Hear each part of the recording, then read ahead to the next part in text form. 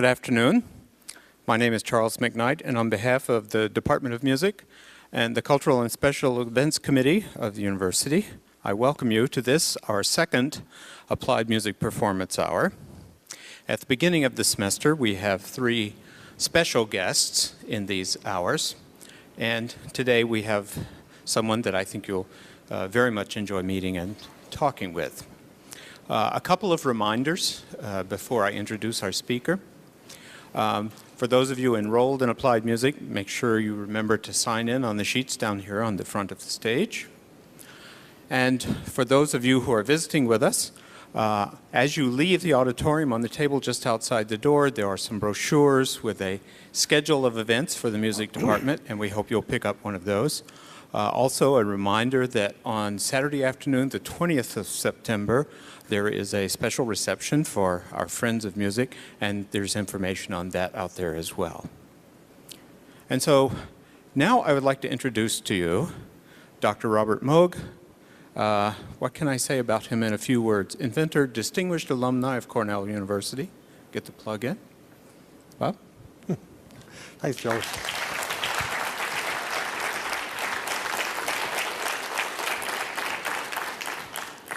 So I imagine it's not too common for an engineer to get up and talk to you about music. What I have to say will be from a different perspective from what you may generally hear.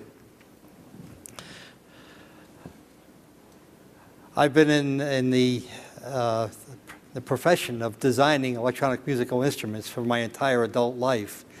In fact, next year is the 50th anniversary of making instruments for money. So that's going to be a big deal in our company. 50th, you know. It's all the hands and all your feet times 2.5.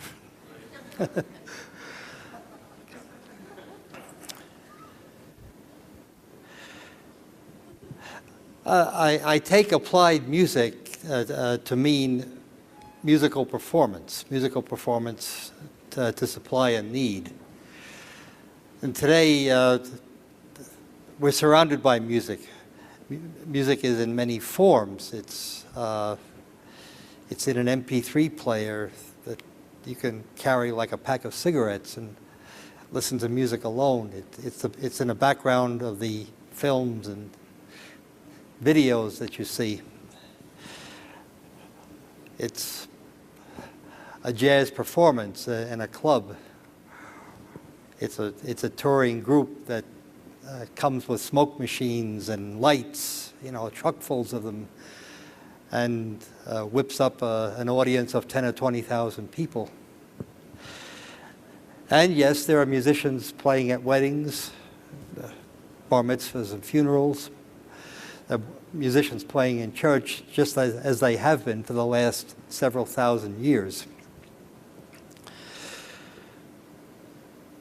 Music technology has its finger in all of these areas these days, but mostly it has to,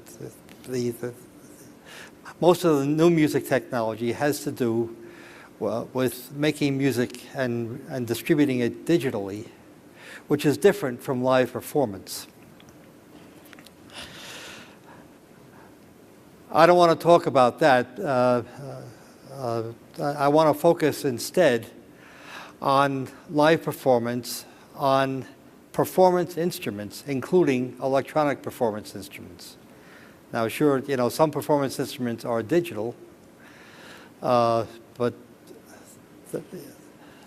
that's different from the digital stuff like a computer sequencing program that you would use to make recorded music. Throughout human history, music has served a purpose, and a very basic human purpose. Music has enabled us to express things in ways other than we can with words, and music has been used to create a community where people can share an experience of creative and artistic expression.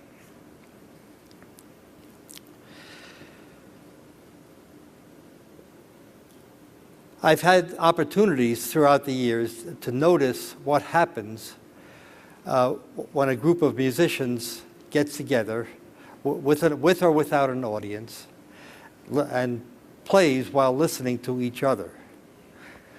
I'm not talking about a multi-track recording where one part is laid down and then you listen to that part while you put your part down. That's a different way of making music. It's basically a different experience. Playing together in ensemble sets up an interaction which you can only simulate it in recorded music production. Sometimes you can simulate it very well. But I noticed this in particular at a wedding I attended a couple of years ago, where the bride's father, his name is John Coffey, he's a bluegrass and country music enthusiast, very good fiddle player, and a lot of his friends brought their instruments too, and they sat around facing each other and listening to each other. And for the people at the wedding, it wasn't one musician playing and then another musician playing. It was an ensemble. It was one group, one musical expression created by this intense, as we say in engineering, and this intense coupling that was going on between them. They heard what each other was doing. They were reacting to it, and at a level that we can't describe using physical, real-world physical material descriptions. They were connected. And because of that, that spread out to the audience, and the audience also became part of that connection. This traditionally is how music has been made over the centuries. As time has gone on, though, and it's not just technology, but it's what's happened with our society in general,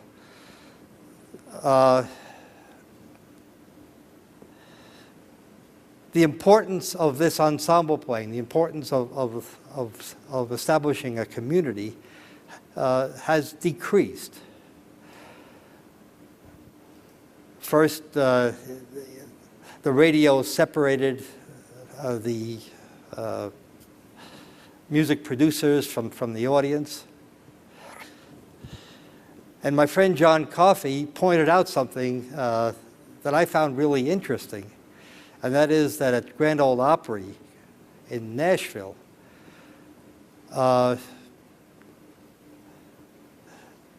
their way of playing to an audience changed radically when a microphone was put on stage, because with a microphone being put on stage, it was possible for one musician to step up to the microphone, and while he was playing, for the audience to hear him more. And that was the beginning of us thinking of an ensemble performance as going from one instrument to the other, as opposed to the whole group playing. If you listen to records of traditional country music that were made between 1910 and 1940, you can hear that the style of performance went from this strict ensemble performance to, first the fiddle player plays, then the banjo player plays. And you have a series of individuals with everybody else in the background. With the tape recorder, of course, it became possible not only to separate the musicians from the listeners, but also to separate musicians from themselves.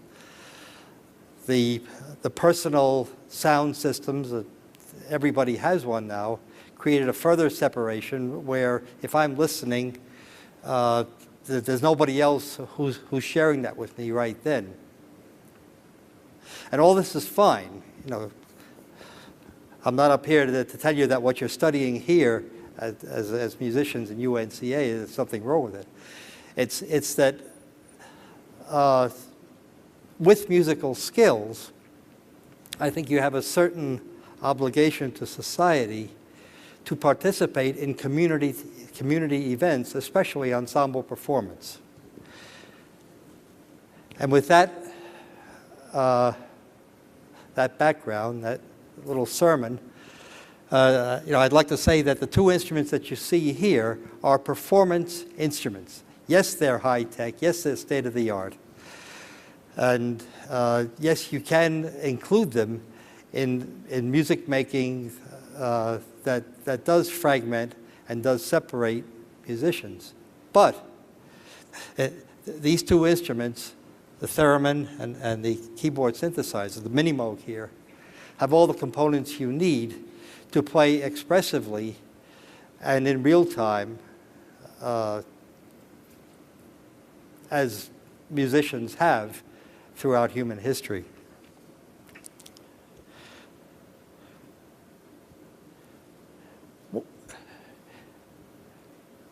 For any live performance, you need an instrument with which you are very connected. You need an instrument that responds in several ways to all the motions that you make. That's a resource. Your obligation with a resource like that in hand is to master those resources, to practice, and to listen carefully so you develop a technique that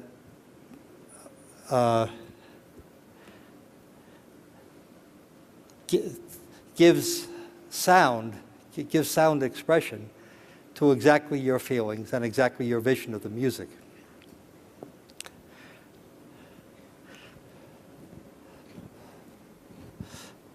The theremin is probably the most expressive musical instrument there is. The reason that it's very often associated with funny sounds, horror movies, that sort of thing, is because those are the sounds that fall out the minute you turn it on. You turn the theremin on, you wave your hand around. Nothing to it. You know, I don't even have to learn to bow or to blow. I can make funny sounds. Making controlled musical sounds takes a lot of practice. If you have a good ear, and if you have a clear musical vision of what kind of music you want to play, it's, I guarantee you, worthwhile to put the effort into learning something like the theremin so you can express yourself. So what is the theremin? Why does it make funny sounds? And how do you look at it as a bona fide musical instrument? Well, theremin is an electronic musical instrument. It was invented around 1920 by a Soviet physicist, Leon Theremin. It was brought to this country at the end of 1927. At a time when most people were just finding out what the radio was, here was a musical instrument that worked entirely with electronics. And during the 1930s and 40s, there were several highly skilled, highly talented musicians who learned to play the theremin very well. And I'm going to play a CD of one of them in a few minutes.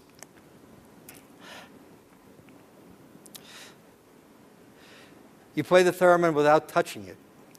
You control the pitch of the tone by the motion of your right hand, the distance between your right hand and this vertical rod, which is called the pitch antenna.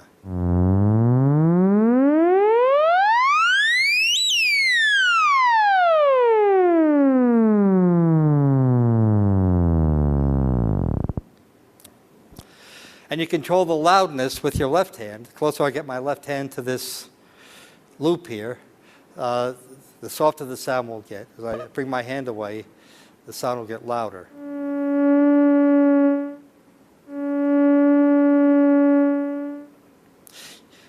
In addition to the method, the configuration of playing here, moving your hands in space, unique thing about the theremin is that it responds to every single motion you make.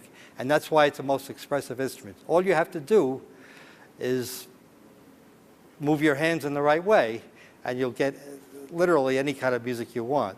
So the limitation is not in this instrument. This instrument will produce any pitch, it'll produce any loudness you want.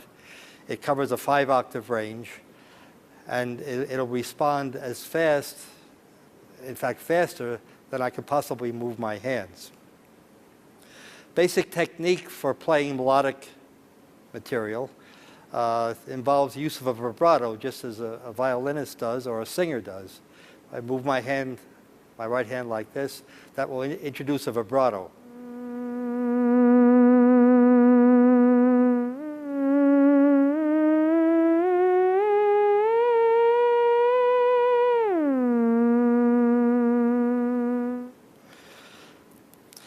So those are the motions. Back and forth toward the pitch antenna, up and down to the volume antenna. And one of the basic motions for most thereminists includes this periodic 4 or 5 or 6 times a second vibrating of the hand to introduce the vibrato.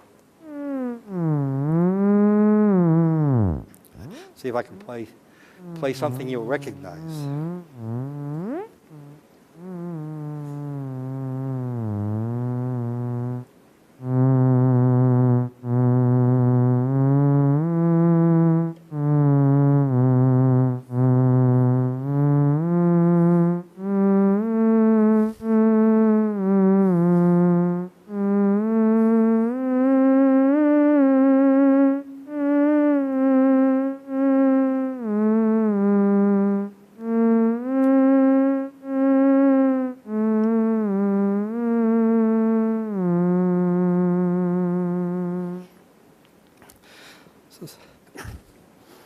That was, do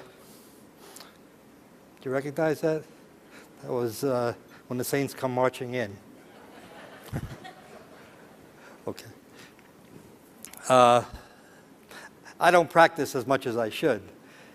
And I studied, before I studied theremin, I studied piano, and my piano playing sounds about the same way. I'm an engineer, I'm not a musician. So besides not practicing, I don't have the drive to produce music that you musicians have. Someone who did became the world's greatest thereminist is a woman by the name of Clara Rockmore. And she met theremin for the first time in this country in 1928. And during the 1930s, she performed a total of 110 concerts with major symphony orchestras, playing legitimate classical music. She doesn't have to apologize for her theremin playing. Her theremin playing is every bit as controlled and artistic as a great violinist's playing would be on the violin. I'd like to play a little bit of a CD of her playing. This is Rachmaninoff's Vocalise. Her sister, Nadia Reisenberg, is playing the piano. Of course, you'll recognize which is which. Can we have the first CD, please?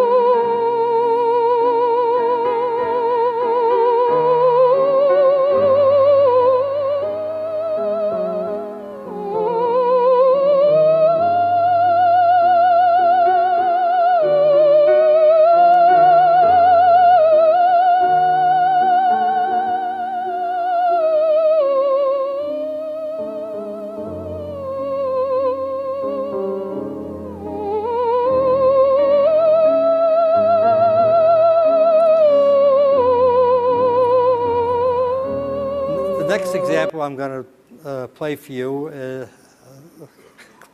Clara Rockmore was the woman we just heard, was a classically trained violinist, and she gave up the violin in favor of the theremin when she was as old as you people are now, back in the 1930s. Clara died a few years ago. She was in her 90s. Next one is the performance of Pamela Kirsten. Pamela is a young musician, bass player, also a gifted thereminist, even at her age. She's playing with a group now called Bar Bez, and in fact, some of you in the audience might have heard them when they came through and played at Vincent's Ear a couple of months ago. It was really great. So this is Pamela playing also melodic music, but this is pop music. This is Our Love Is Here to Stay.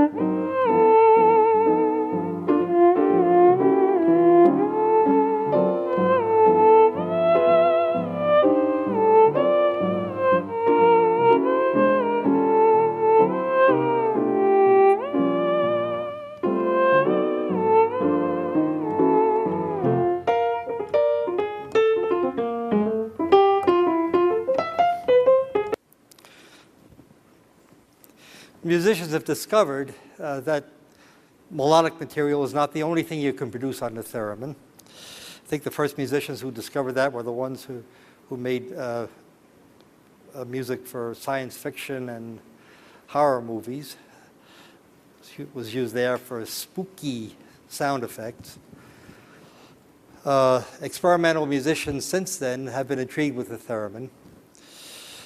Here's one, just one example of something which some of you may call over the top. It's a group called the Lothars, and I think the piece, the band is called the Trot.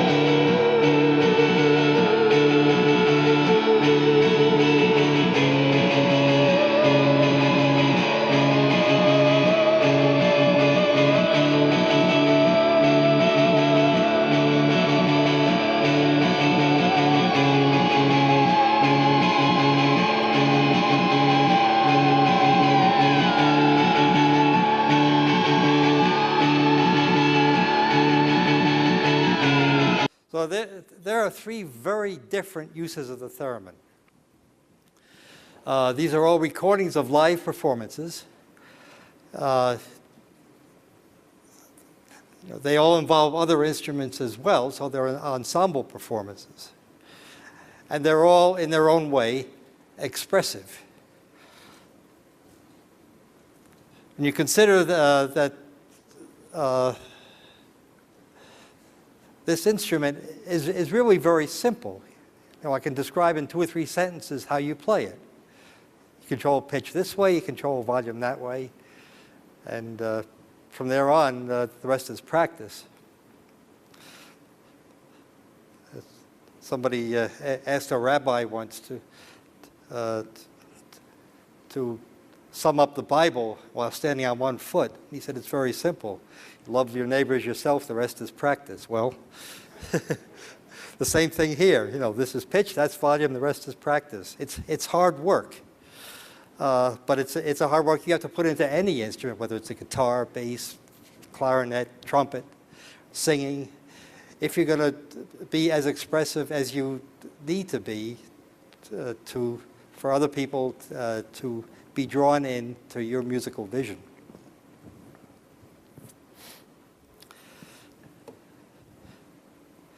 So this is 1920 to the present. This instrument is 1970 to the present. This is a Mini Moog Voyager, an instrument we make now. It is different from the theremin. You don't play this by waving your hands around it. You play this by playing the keyboard, and more important, knowing what each of these knobs does for the particular setup that you have, and playing the knobs in order to create expressive musical gestures.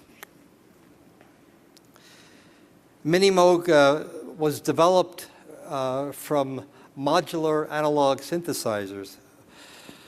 Analog means that the circuits inside vibrated in analogy to the vibrating string or the vibrating reed of a regular acoustic instrument. Modular in that it was the total system or total instrument consisted of individual parts or modules, pieces that where you had control over each one of them.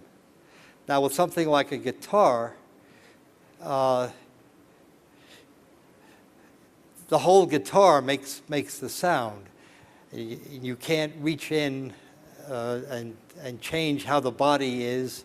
You can't reach in and make the string twice as thick as it is. So the musical instrument designer in those instruments has given you a certain set of things to play. With the synthesizer, with analog modular synthesis techniques, what you have is a bag of parts. You bring those parts together and you set the properties of each part, and from there on you play. So you may be able to see that there are columns of knobs here. And each column is a different part. And the total sound that you get is the sum total of all these parts working together. I'm going to turn this around now so I can see the front panel and show you very quickly what sort of gestures you could set up here.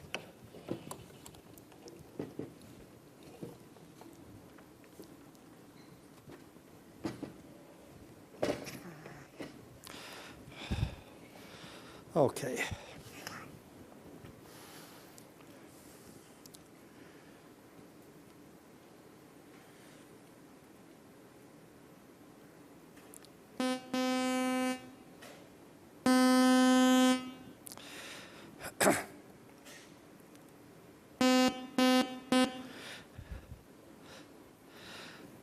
Now this is one electronic sound from a circuit called an oscillator. An oscillator is the analog of a string.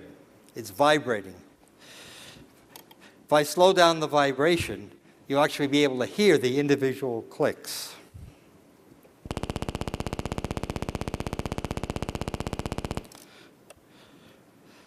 Now, as I run my finger up the keyboard, this is below the range of human hearing.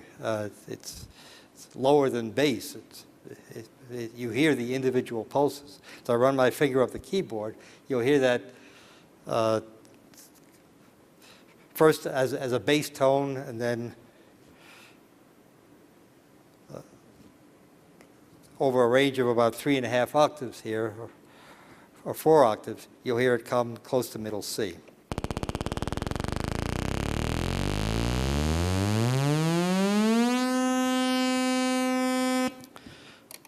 And going up a little bit more here. Oops.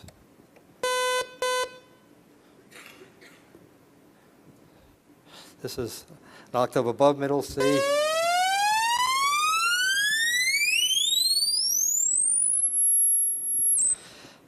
That's even higher than the highest note on the piano. So in one module, there's the entire pitch range that a musician would want. And you select the pitch range, begin there. So you also select the waveform. Let's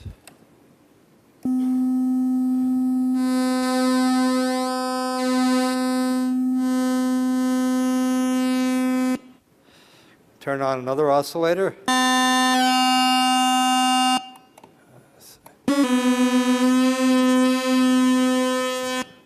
One,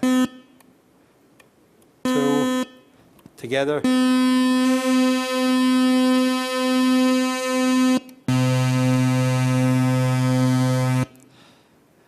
Let's set them maybe a musical interval apart. Here's the third one.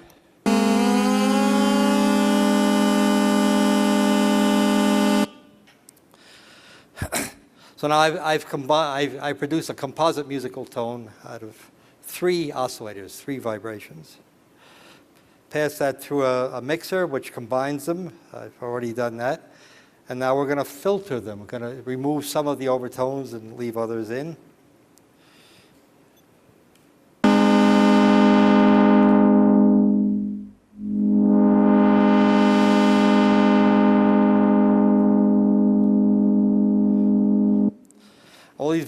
All these variations that you hear in the sound, I'm doing those.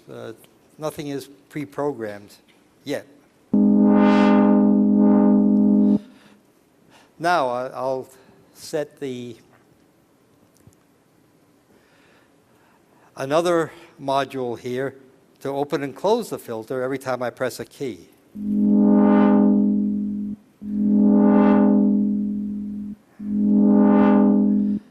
I can adjust the speed over a very wide range, from something extremely slow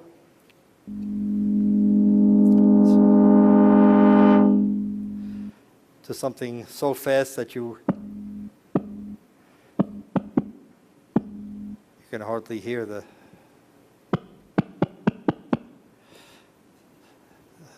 you may hear 2 or 3 cycles, 2 or 3 vibrations, but no more. And everything in between. Let's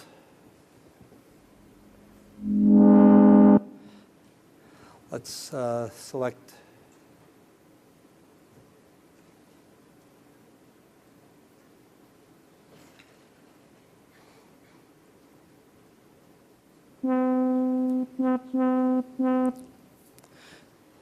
here's a sound that's preset in a digital memory. Now, the sounds themselves arise from vibrations that are happening right when I press the key, but the setup for that sound begins in a digital memory, and as the musician who uses this instrument, I can set any of these knobs at all in a preset and store it in the digital memory for when I want to start with that and then go from there. Now,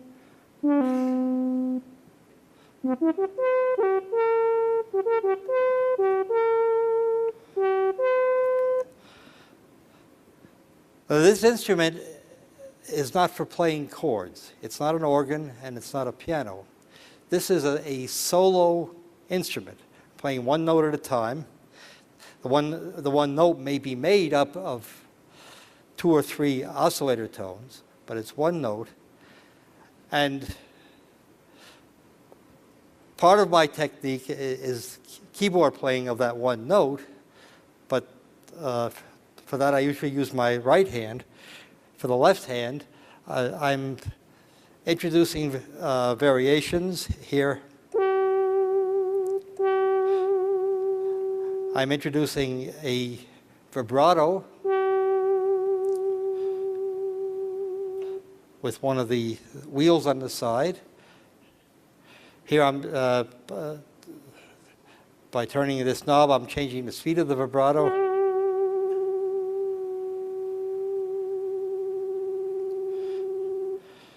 And I can increase that so that it's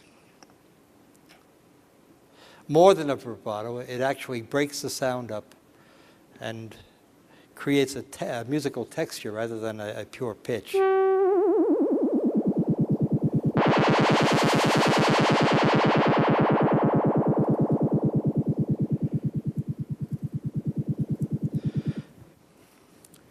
I'll run through a couple of the sounds that happen to be in here right now. Let's go back to the beginning.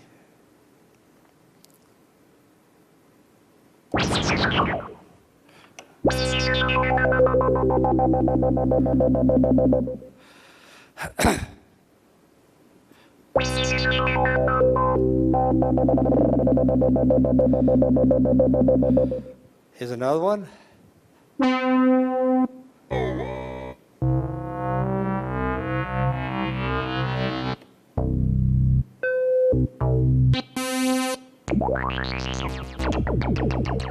Now what I'm doing is I'm not producing music, obviously.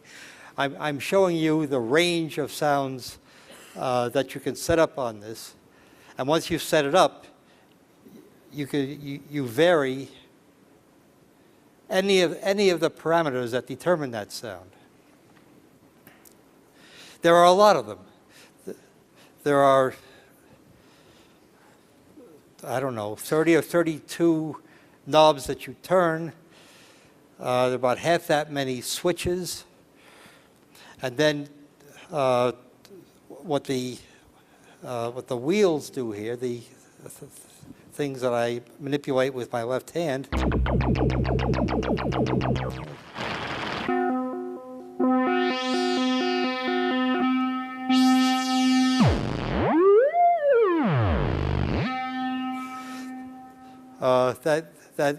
that glide I did from a touch surface that's in the middle of the panel, which I also vary with my left hand. So I have all these choices.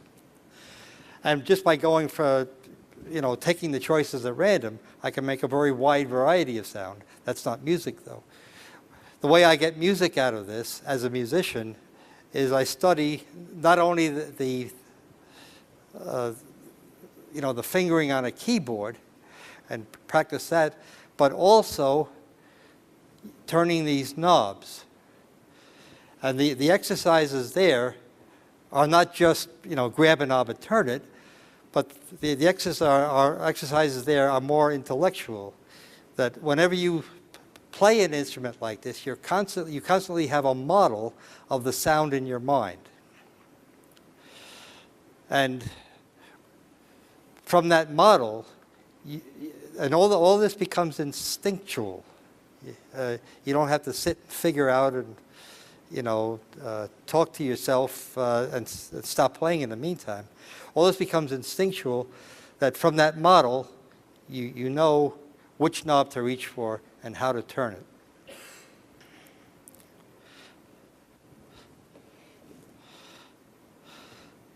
So we're just about at the end here. Let me just summarize. We're talking about two performance instruments. One is extremely simple, but if only you take the trouble to develop the technique for playing it, it's extremely expressive. This instrument is expressive in a much more complex way than this is. But each individual thing is not as expressive as pitch is, say, on this instrument. But with all these at your disposal, you're able to create musical gestures that are almost limitless.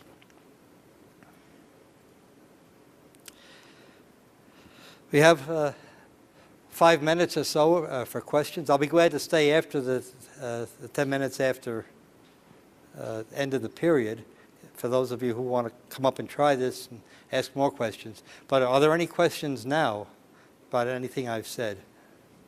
Yes? What's the difference between the theremin and the Martini? What's the difference between the theremin and an Ond Martenot? Ond Martenot was also invented in the 20s. Ond Martenot uses, in a very basic, simple way, they use the same technology, but the Ond Martenot is not played by the motion of your hand in space. The Ond Martenot has a long keyboard with little keys, 6 octaves of little keys, plus a band that you put your finger in to glide the pitch continuously, if that's what you want to do. So it was an attempt to create some of the musical gestures that are possible with the theremin in combination with the convenience and the virtuosity that's possible on a keyboard. It was invented in France in the late 1920s. Yes, sir? External device to illuminate or control that slide in between pitches in a scale like a piano? One question about the theremin is there any way to eliminate or control the slide? The short answer to the question is yes, there is a way. There are electronic devices that they're pitch correctors. They're designed primarily for performers, singers, who can't quite hit the note. So this corrects it. And if you play a theremin through that device, then you, the thereminist, play more in tune. However, if you're a really good thereminist, like Pamela Kirsten, like Clara Rockmore, who we just heard, that arises out of, your ability to do that arises out of your musical talent and a lot of practice. So you can play this through a pitch corrector.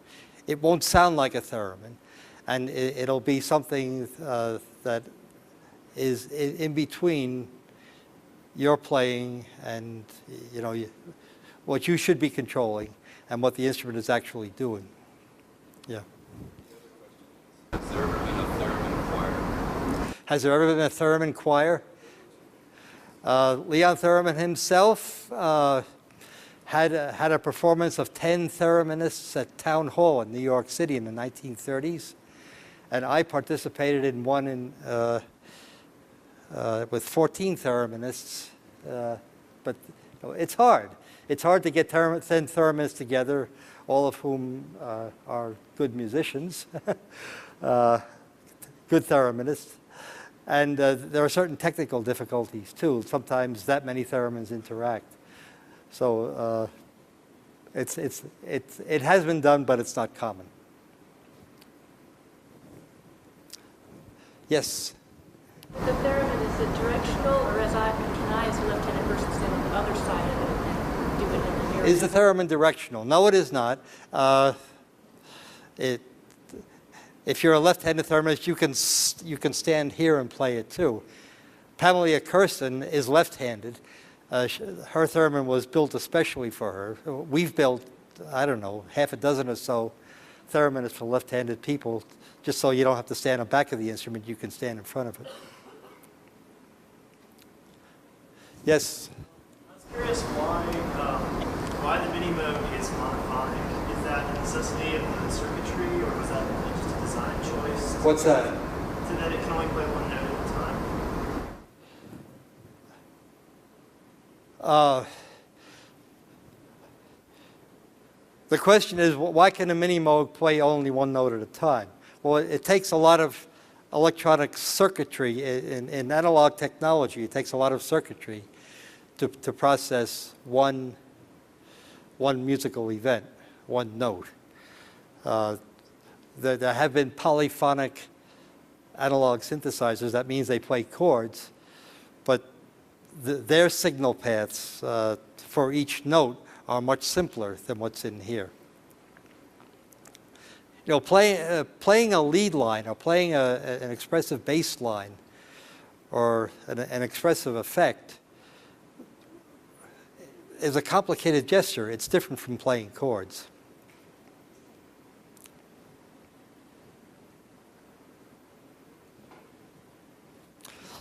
Well, we came in on time. It's not something I do every time. Thank you very much.